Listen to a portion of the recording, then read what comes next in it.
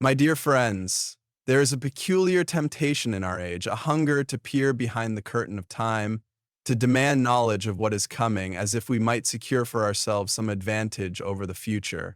We mark dates on calendars, whisper predictions, and speculate as though history were a clock we could set by our own understanding. But let us ask, what has truly changed? Will the world on April 1, 2025 be so different from the world of today? The sun will still rise, the tide will still pull at the shore, the human heart will still be what it has always been, a battlefield where faith wrestles with doubt, where love contends with selfishness. The enemy of our souls has not scheduled his attack for a specific date, nor has our Lord confined his victory to a moment we might circle on a calendar. Certainly. Here is an expanded version of the first key point in the style of C.S. Lewis. The great temptation of mankind has always been to seek certainty where none has been given. We desire to chart the course of history, to map out the future as if it were a land we might survey from a high vantage point. This longing is not new. The prophets of old were pressed with the same questions. When will these things come to pass? What shall be the sign? And yet the answer remains the same. It is not for you to know the times or the seasons which the Father has set by his own authority. This, I fear, is precisely what many struggle to accept. We crave knowledge, not for the sake of wisdom, but for security. If only we could know what awaits us beyond the next turn, perhaps we could brace ourselves, prepare, and steel our hearts against the coming trials. But this desire betrays a misunderstanding of the nature of both time and faith. To be a Christian is not to stand on the shore of the future with a telescope, scanning the horizon for signs of impending danger. It is to walk forward in trust, knowing that the one who holds the stars also holds our days.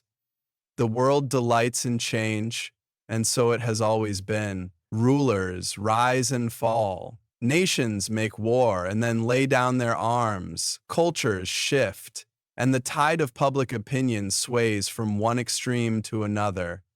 We see this and are tempted to believe that truth itself is subject to the same instability, that what was firm yesterday may crumble tomorrow, that the pillars upon which our faith rests might suddenly give way under the weight of a new age. But such thinking is nothing more than a trick of the enemy, who delights in making the eternal seem temporary and the temporary seem eternal. The truth does not change because the calendar page turns. The reality of God's sovereignty, the call to righteousness, and the promise of his presence remain steadfast. No political shift, no social upheaval, no cataclysmic event can rewrite the fundamental truths that have governed the world from the beginning. A man might stand before a mountain and declare that it no longer exists, but his words do nothing to alter the rock beneath his feet. In the same way, no decree of kings or voices of skeptics can undo what is written in the heavens. And yet, we grow anxious. We see the world changing and we imagine that we must change with it. We hear rumors of disaster and suppose that our faith, too, is at risk of being overturned. But have we forgotten? The church was born in a world hostile to its existence. It has survived emperors who sought its destruction, intellectuals who declared its demise, and centuries of both persecution and corruption.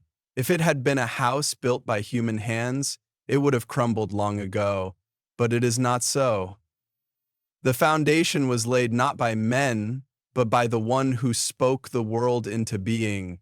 If that foundation was firm under the heel of Rome, if it held strong through wars and revolutions, it will not falter now. It is a mistake to believe that our task is to predict the future. Such pursuits lead only to fear, to endless speculation, and, more often than not, to distraction from the work we have actually been given to do. Christ did not command his disciples to watch the news with trembling hands or to mark their calendars with dread. He commanded them to love, to serve, to speak truth, to stand firm. If we were meant to navigate by the stars of prophecy alone, he would have given us maps instead of commands. What, then, should we say of the future? Shall we ignore it entirely? Certainly not. A wise man prepares, but his preparation is not in the stockpiling of fears or the endless pursuit of knowledge that is not his to grasp. His preparation is in the steady, unwavering obedience to the call of Christ. Whether the days ahead bring peace or hardship, prosperity or suffering, our task remains unchanged. The truth of God is not altered by the turning of the earth. The promises he has given are not annulled by a change in the seasons. The same sun that shone upon the early church in its infancy shines upon us now, and the same God who sustained them sustains us still. If we find ourselves anxious about what tomorrow may hold, let us remember that this is not a new temptation, nor is it one that we must surrender to. The Israelites in the wilderness longed for the certainty of Egypt, though it was a place of slavery. The disciples feared the storm, though the master of the wind was in the boat beside them. We too are tempted to trust more in what we can see than in the one who stands beyond sight. But we are called to something greater. There is a reason that we are not given knowledge of all that is to come. It is because we are meant to live by faith. Faith is not the absence of uncertainty, but the trust that even in uncertainty, God remains unshaken. We do not need to know what will happen after March 31, 2025, because we know the one who reigns beyond all dates and times. The future is uncertain to us, but it is not uncertain to him. And that is enough. There is a peculiar assumption that the challenges faced by Christians are unique to the times in which they live, as though history has never seen such trials before.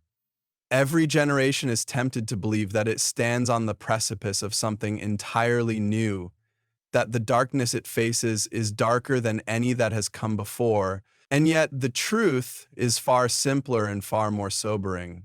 The battle has always been the same. The forces that oppose truth in the days of the apostles are the same that resist it now.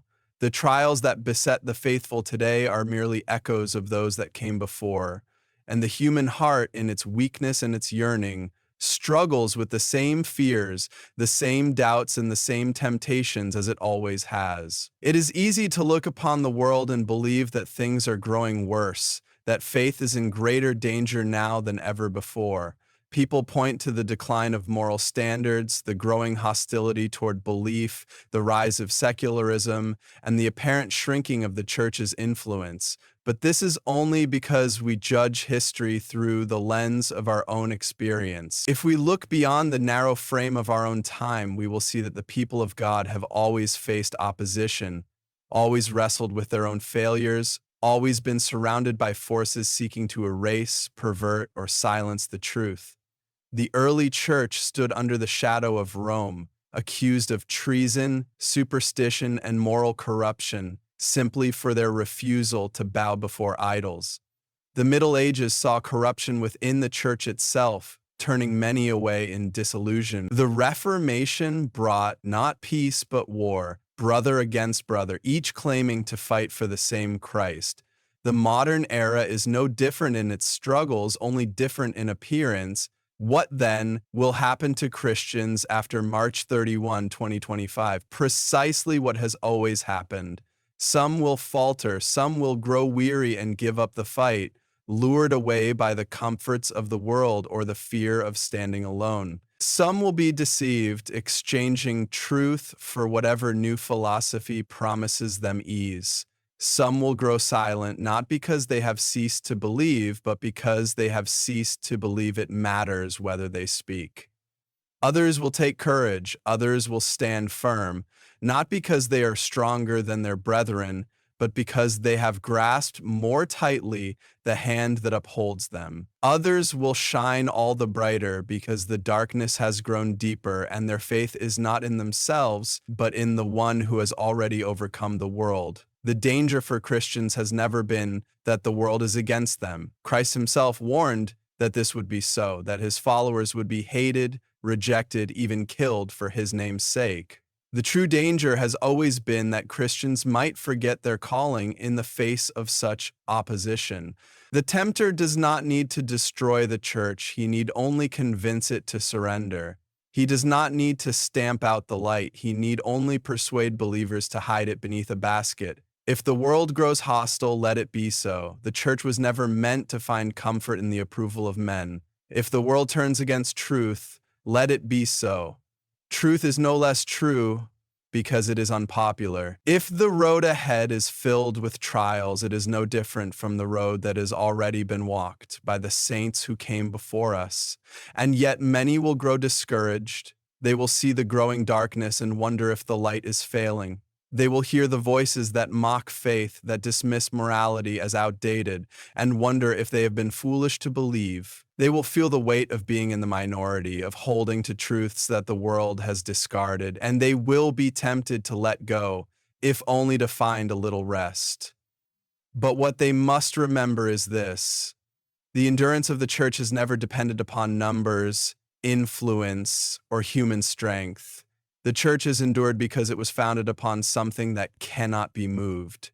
If it had been built upon the power of men, it would have fallen long ago. But it was not. It was built upon the rock of Christ, and that rock remains unshaken no matter how fierce the storm. So, what should Christians do after March 31, 2025?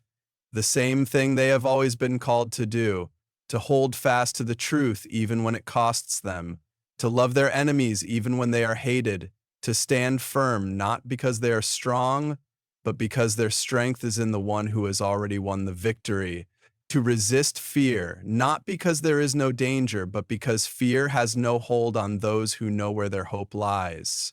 The road ahead will not be easy, but it was never promised to be. The days may grow darker, but the light has not gone out. If some fall away, let those who remain hold fast. If the world turns against them, let them remember that it has always done so. And if they are tempted to despair, let them lift their eyes beyond the troubles of today and see the greater truth that has not changed, that Christ is Lord and his kingdom shall not be shaken. And the world has always had an appetite for destruction. Empires rise and fall, nations war against each other, civilizations crumble under the weight of their own ambitions. Yet, in all of history, one thing has remained steadfast: the church. Kings have sought to crush it, philosophers have declared it obsolete, tyrants have tried to erase it from existence, and still it stands. This is not because of human wisdom or strength. If the church were merely another institution crafted by men, it would have long since disappeared, buried beneath the ruins of history like so many other once great movements. But it is not so. The church is not the creation of men, nor is it sustained by human effort. It stands because it was built upon a foundation that cannot be shaken. It is upheld by a promise that no power on earth or in hell can break. There will always be those who look at the state of the world and declare that the end has come, that the church has grown weak, that faith is fading, and that soon all will be lost. They will point to the decline in religious belief, to the pressures of secularism, to the increasing hostility toward Christian values, and they will say that surely, this time, the foundation will crack.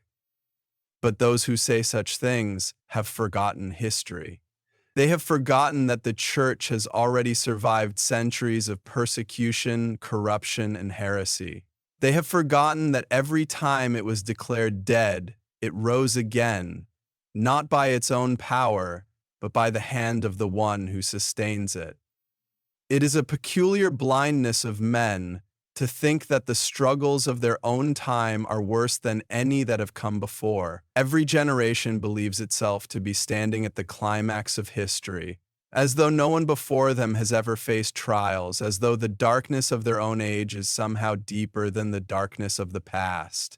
Yet, let us consider, what age has ever been easy for those who walk the path of truth? When has the world ever welcomed righteousness with open arms? Did the early Christians find themselves in a world that loved them? Did they find safety, peace, and comfort in the courts of Rome? No, they found lions, torches, and the cruelty of an empire that saw their faith as a threat. And yet, the empire fell. The church did not. It is not merely the external threats that have come against the church. Often, the greatest dangers have come from within. Corruption, false teachings, complacency. These have threatened to rot the church from the inside out. There have been times when its leaders have been more concerned with power than with holiness, when its people have traded truth for the approval of the world, when entire generations have forgotten what it means to take up their cross and follow Christ. And yet, the foundation remained. Men may fail, but the one who established the church does not. This is the great truth that Christians must hold on to, especially when faced with uncertainty, opposition, or fear. The foundation of our faith is not the approval of society, nor is it the strength of our own efforts. It is Christ Himself. If the world turns against us, He does not. If governments change, if cultures shift, if everything we know is turned upside down, He remains the same. And as long as He reigns, the church will never be destroyed. Many worry about the future, wondering what will become of the church in the coming years. Will faith continue to decline? Will persecution increase? Will Christians find themselves outcasts in a world that rejects their beliefs?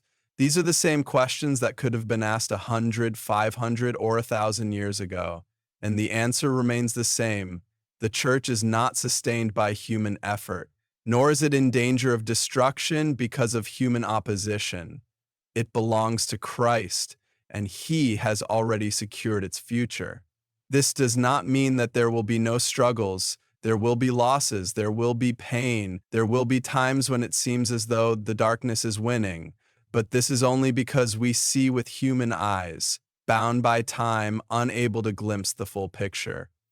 The church is not merely an earthly institution, it is a part of something far greater. It is the body of Christ, and just as He was not defeated by death, neither will His church be defeated by the passing troubles of this world. So what will happen to Christians after March 31, 2025? Some may suffer, some may be ridiculed, rejected, or cast aside. Some may find that the world no longer tolerates what they believe. But none of this is new, none of this is unexpected, and none of this will change the final outcome.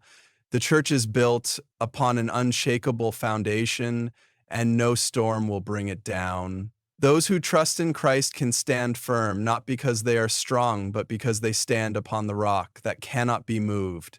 Faith is not proved in times of comfort, nor is it strengthened when the road is smooth and the path is clear. It is in the uncertainty, in the storms, in the moments when everything seems to be crumbling, that faith is truly tested and refined. The greatest victories of the church have never come in times of ease, but in times of trial. It is when the world shakes, when the future is unclear, when fear presses in from every side, that faith is forced to either stand or collapse. And it is in these moments that we discover whether we have truly built our lives upon the rock or upon the shifting sands of the world. There's a kind of faith that depends upon circumstances.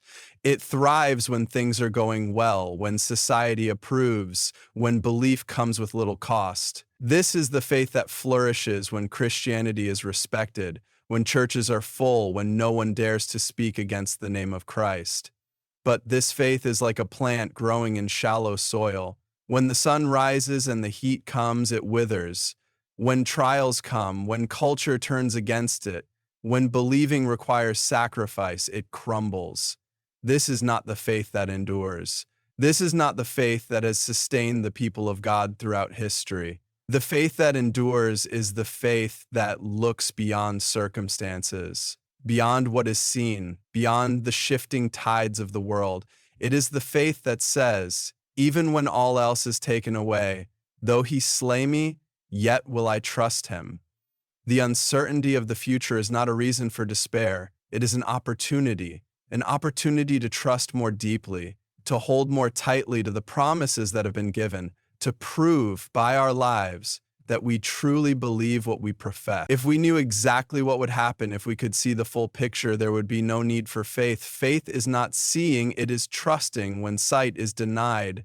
And in this, we are given the chance to walk the same path as those who have gone before us, the path of Abraham, who followed God without knowing where he was going, the path of Job, who clung to God when everything else was taken from him, the path of the apostles, who gave their lives for a kingdom they had not yet seen. We are often tempted to think that if we only knew the future, if we could see what was coming, we would be better prepared. But would we? Or would we spend our days in anxiety trying to control what was never ours to control? God, in His wisdom, does not reveal everything to us at once. He gives us light for the next step, not for the whole journey. And this is not cruelty, it is mercy. If we were shown the trials ahead, we might falter before we even faced them. If we were given all the answers now, we might lean on our own understanding rather than on Him. It is in the daily act of trusting, of walking forward in obedience, even when we do not see the full path, that faith is strengthened. There are those who will look at the world and say that things are growing worse, that evil is increasing, that faith is in decline, and that soon all will be lost. But they have forgotten that darkness is nothing new. There have been times before when the church seemed small, when believers were scattered, when the world seemed to have moved on without them. And yet, those were often the times when faith burned brightest. A candle is not seen in the light of day, but in the depth of night it shines unmistakably. If the days ahead are darker, then so much the more opportunity for the light to be seen. If faith is tested, then so much the more opportunity for it to be proved genuine. The future is unknown to us, but it is not unknown to God. He has not left His people to wander aimlessly. He has not abandoned them to face the trials of the world alone. He is the same yesterday, today, and forever. The promises He made before still stand. The call to follow Him has not changed. The assurance that He will never leave nor forsake us is just as true now as it has ever been. The question is not whether the future is uncertain, it always has been. The question is whether we will trust the one who holds the future in His hands. If we find ourselves afraid, if we find ourselves anxious, let us remember that this is not the first time God's people have faced uncertainty.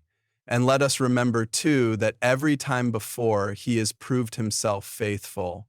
Faith is not an escape from the troubles of the world. It is the assurance that whatever comes, we are held by one who does not change. The days ahead may be difficult, the road may be hard, but faith is proved in uncertainty, and those who trust in Him will not be put to shame. Fear has always been a powerful force in the world. It shapes decisions, dictates actions, and often controls those who allow it to take root in their hearts. For Christians, fear is not a new enemy. From the very beginning, believers have faced threats, uncertainties, and the pressure to remain silent or conform. The apostles stood before hostile rulers, early Christians faced the lions of Rome, and countless men and women throughout history have had to choose between faithfulness and fear. And yet, the command given to God's people has never changed. Do not be afraid. This command is not given because there is no danger, nor because suffering is an illusion, but because fear itself is a greater enemy than any external threat. It is easy to look at the world and see reasons to be afraid. Cultural shifts, growing hostility toward faith, the erosion of moral foundations, these things can cause uncertainty, even panic. Some will wonder what will happen if Christianity is pushed further to the margins, if believers are no longer accepted, if standing for truth comes at too great a cost. This anxiety is understandable, but it is also misguided. It assumes that the church was ever meant to rely on the approval of the world, that faith was ever supposed to be comfortable, that truth was ever meant to be measured by popularity. But this has never been the case. The church was born in opposition, and it has always flourished in the face of adversity. Fear is a tool used to silence, to weaken, to distract. It makes men and women hesitate when they should act, causes them to remain silent when they should speak. It persuades them that safety is more valuable than truth, that compromise is wiser than conviction. This has always been its purpose. And yet, throughout history, the greatest moments of faithfulness have come when believers refused to let fear rule over them. The early Christians who stood before emperors and refused to deny Christ could have been afraid, but they chose faith over fear.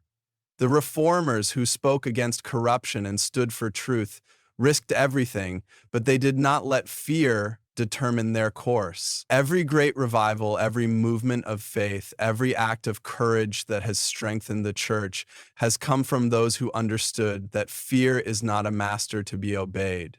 Fear distorts reality. It makes dangers seem greater than they are and causes people to forget the power of the one who calls them to stand firm. It whispers that they are alone, that they are weak, that they cannot endure what may come. But this is a lie. The church is never alone, and the strength of God's people has never depended on their own abilities. The same power that sustained the faithful in the past is at work now. The same God who delivered his people before is the same today. Fear says, "What if we are overcome?" But faith answers, "If God is for us, who can be against us?" Many will try to find security in the approval of the world, believing that if they can soften the message of truth, if they can blend in, if they can avoid standing out, they will be safe. But this is an illusion. The world does not seek mere silence from the church. It seeks its transformation, its surrender, its abandonment of truth. If history has shown anything, it is that those who seek to please the world by compromising their faith do not gain security, they lose everything. True safety, true peace is found not in avoiding hardship, but in trusting the one who has already overcome the world. Christians, after March 31, 2025, will face the same choice that believers have always faced: to live by faith or to live by fear. Some will waver, some will hesitate, some will compromise, but others will stand. Others will remember that they are not called to a life of fear, but to a life of courage. Others will recognize that whatever the cost, faithfulness is worth it. The world may change, circumstances may shift, but the truth remains the same. Fear will always seek to take hold of hearts, but it has no power over those who know to whom they belong. The question is not whether there will be reasons to be afraid, there always will be. The question is whether we will allow fear to dictate our lives, or whether we will trust the one who has promised never to leave us nor forsake us. Those who choose faith over fear will find that no matter what comes, they are held in hands that do not fail. Hope is not a luxury for the Christian, it is a necessary. It is not a vague optimism, not a wishful thinking that somehow things will improve, but a certainty rooted in the character of God Himself. The world has always been a place of turmoil, and for those who look only at what is seen, despair seems the most reasonable response. Nations rise and fall, morality shifts, and the future appears uncertain. Yet for those whose hope is anchored beyond this world, there is no need for despair. Hope is not found in circumstances, nor in the approval of the world, nor in the success of earthly institutions. It is found in the unwavering promises of God, in the reality of His unchanging nature, and in the assurance that no matter what happens, He is still in control. It is easy to grow discouraged when looking at the state of things. One could list 100 reasons why the future seems bleak. Faith is declining, opposition is growing, the culture is becoming increasingly hostile. But this perspective is short-sighted. There have been times in history when it seemed that the church was on the verge of extinction, when darkness appeared to have won, when believers wondered if the light had been snuffed out entirely. Yet every time the church endured, not because of human effort, but because it belongs to one who does not fail. The faithfulness of God does not waver with the tides of history. It does not depend on the strength of men or the favor of the world. It is as firm today as it was in the days of the apostles, as it was in the fires of persecution, as it was when everything seemed lost. Hope does not mean ignoring reality. It does not mean pretending that suffering is not real or that the challenges ahead are not difficult. Hope is not blindness. Rather, it is seeing clearly and still trusting. It is looking at the trials ahead and knowing that they do not have the final word. It is recognizing that even in the worst of times, God is still at work, that even when everything appears to be crumbling, his purposes remain. To have hope is to live in the tension between what is seen and what is promised, to walk by faith and not by sight, to hold fast to the assurance that what God has begun, he will surely complete. There will be those who say that hope is foolish, that it is nothing more than a comforting illusion. They will argue that the world is beyond saving, that faith is fading, that soon nothing will remain. But they forget that the story is not yet finished. They forget that God is not bound by the limits of human understanding, that he does not work according to our timetables or our expectations. Many times before, people have declared that Christianity was finished, that the church was dying, that soon it would be nothing more than a relic of the past, and every time they have been wrong. The church does not depend on human strength for its survival. It does not need favorable circumstances to thrive. It stands and will continue to stand because it was not built by human hands. Hope is not only for the future, it transforms the present. Those who have hope live differently. They do not fall into despair when trials come. They do not shrink back in fear when the world turns against them. They do not compromise in an attempt to secure their own comfort. Instead, they stand firm, knowing that their foundation is unshakable. They persevere, knowing that their labor is not in vain. They rejoice even in suffering because they see beyond the temporary struggles of this life to the eternal promises that await. The world will continue to change, and the days ahead may bring difficulties that we cannot yet see. But none of this is reason to lose hope. Hope is not found in avoiding hardship, nor in securing worldly success, nor in the approval of men. It is found in Christ alone, in the knowledge that he is sovereign, that his kingdom will not fail, and that those who trust in him will never be put to shame. Hope is what enables believers to endure, to remain faithful, to press on even when everything around them seems uncertain. It is not wishful thinking, nor is it denial of reality. It is the firm confidence that God's promises are true and that nothing in this world can change that. Christians after March 31, 2025 will need this hope as much as those who came before them. They will face trials, but they will not face them alone. They will see darkness, but they will not be overcome by it. They will endure hardship, but they will not be without purpose. Their hope will not be in the shifting sands of the world, but in the unshakable rock of their faith. And because of that, they will stand, not in fear, not in despair, but in unwavering confidence that the one who called them is faithful.